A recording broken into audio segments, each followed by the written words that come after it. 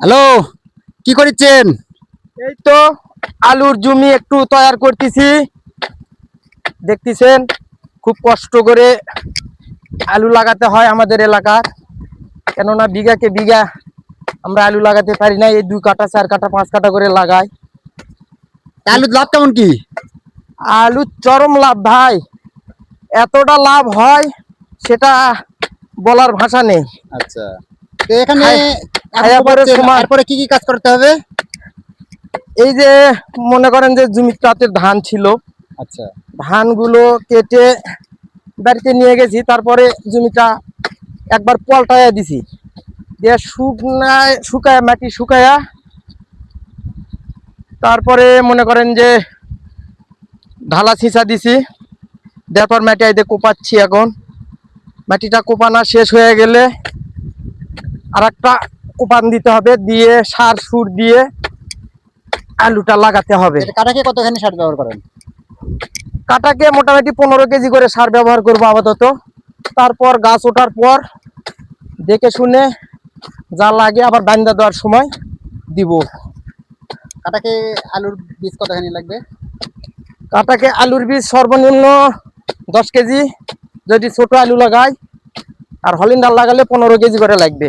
আচ্ছা, তো আলুর সাইজ বুঝে আর কি কি সার ব্যবহার করেন এখানে? এখন লাগাতে দিব ডিএপি, টিএসপি, পটাশ, হালকা করে ইউরিয়া দিলেও চলে, না দিলেও চলে, বান্ধে দেওয়ার সময় দিতে হয়। এর সাথে দিব মেন সার, এর সাথে দিব দানাদার। আলুর যা খরচ ভাই, লাভ নেই ভাই। আচ্ছা, আলু খাওয়ার জন্য চারটা লাগাতে হয়, এই জন্য আর কি। পরিশ্রমের তুলনায় লাভ কম আর খুবই কম ভাই, আলুর দাম নাই তো। আচ্ছা, আসলে কৃষকের কষ্ট কেউ বোঝে না। না, আমাদের দেশে যা যাই জিনিসের দাম শুরু হয়েছে ভাই, সার তেলের যা দাম, লাভাত করতে হচ্ছে, করতেছি তাই। দেখতেই পাচ্ছেন অনেক কষ্ট করে কোপানো লাগিচ্ছে, হ্যাপসে যাচ্ছে গা। এই যে বৃষ্টি হয়ে গেল, বৃষ্টি কি আপনাদের কোনো আসলে সমস্যা হয়েছে? বৃষ্টির চরম ক্ষতি আমাদের এলাকা চৈতালিত, এতটা ক্ষতি তা বলে বোঝাতে পারবো না। কাটা পাশে আলু লাগাছিলাম, পুরাটাই পচে গেছে, ওটা আবার এরম করে ঠিক করতে হবে। ওটা পেঁয়াজ রসুন লাগাছিলাম, সেটাও পচে গেছে, নতুন করে আবার লাগাতে হবে। চরম ক্ষতি হয়েছে ভাই বৃষ্টির কারণে আমাদের এলাকায়।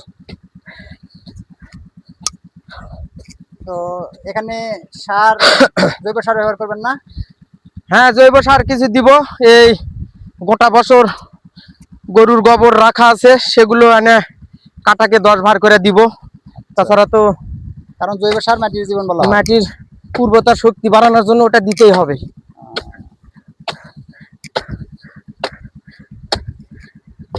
আলু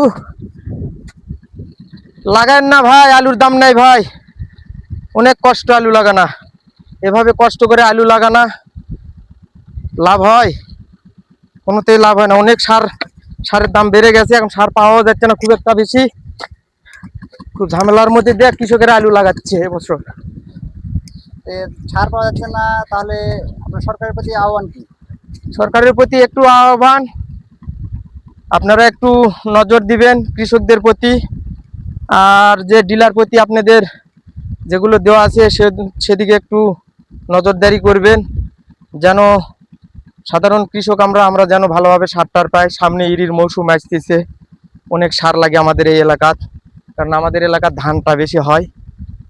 যদি সরকার একটু নজর দিত কৃষকদের উপর সার ব্যাপারে, তাহলে আমরা একটু উপকৃত হতাম। আচ্ছা, ঠিক আছে, ধন্যবাদ।